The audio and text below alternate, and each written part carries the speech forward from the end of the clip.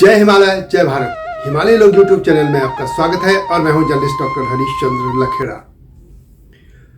भारत की जो संसद की नई इमारत बनी है उसमें प्राचीन भारत का जो नक्शा लगा है उसको लेकर कुछ लोग बहुत गदगद हैं और पाकिस्तान बौखला रहा है तो नेपाल में भी कुछ लोग उसमें नाराज से दिख रहे हैं। लेकिन मेरा ये मानना है कि यह नक्शा तो अधूरा है।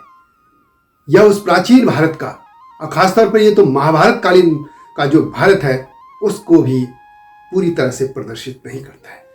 और यदि हम हिंदू सभ्यता की बात करें, भारतीय सभ्यता की बात करें तो उसमें भी यह नक्शा जो है अधूरा है।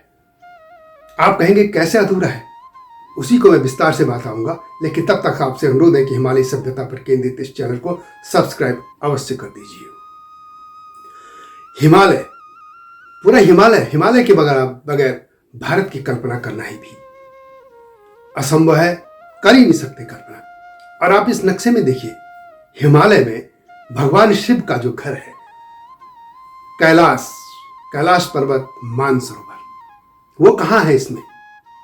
और यदि हम कहें कि जो हिमालय के स्कंद पुराण में 5 खंड कहे हैं, नेपाल खंड, मानस खंड, केदार खंड, जालंधर खंड और कश्मीर खंड, उसमें जो नेपाल खंड के बाद आगे मानसरोवर खंड है, वो मानसरोवर खंड सिर्फ कुमाऊं वाला ही नहीं है बल्कि मानसरोवर खंड वहां तक जाता है जो मानसरोवर जो तालाब है, जो सरोवर है कैलाश पर्वत के पास, जो भगवान भोले का निवास स्थान है, वो तो है ही नहीं इसमें प्रदर्शित। आखिर उसको भी तो दिखाया जाना चाहिए था। आखिर में कौन से पॉलिटिकल कारण है जो इसको नहीं दिखा रहे।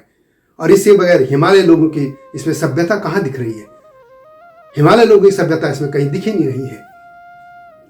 तक्षशिला तक दिखा दिया उधर, ठीक है, उधर कामरूप तक असम में दिखा दिया, दक्षिण में खाड़ी तक जो है पूरा आपने दिखा दिया कि नदी, पूरा भारत का खंड। लेकिन हिमालय कहाँ है।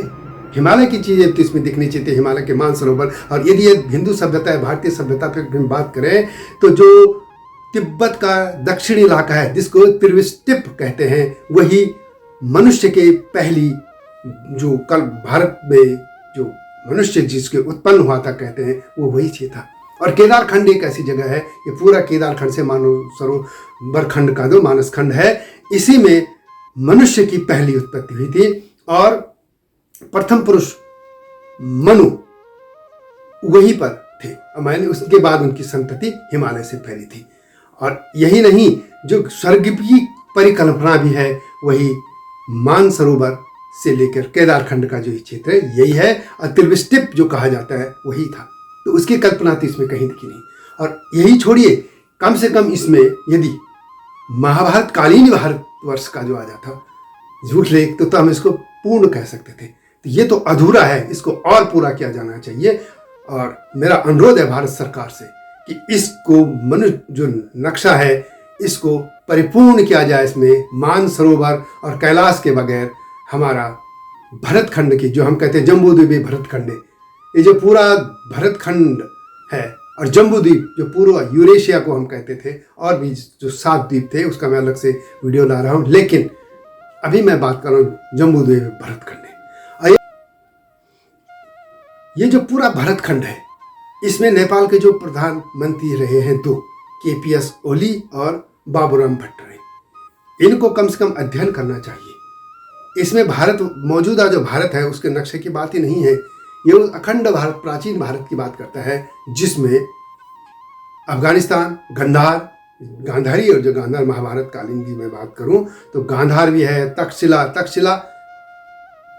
के बगैर कैसे हो सकता है। तक्षशिला में जो यूनिवर्सिटी थी उस जमाने की, विश्वविद्यालय जिसको गुरुकुल कहते थे, और आचार्य चाणक्य वहीं के पढ़े थे, तो वहां पे हो गया, इसमें उल्लेख है, ठीक है।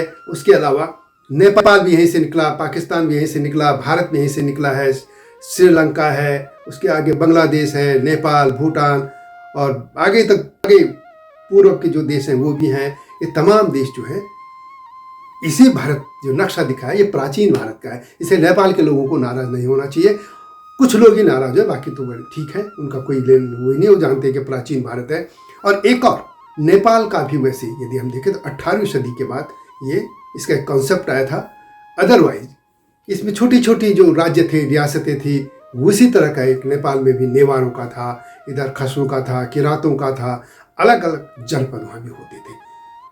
तो ये जो नक्शा है, मेरा ये मानना है कि इसको परिपूर्ण किया जाना चाहिए। इसमें भगवान भोले का जो निवास स्थान है कैलाश और मानसरोवर, उसके बगैर कैसे नक्शा परिपूर्ण हो सकता है भारत का, भारतवर्ष का, भारतखंड का।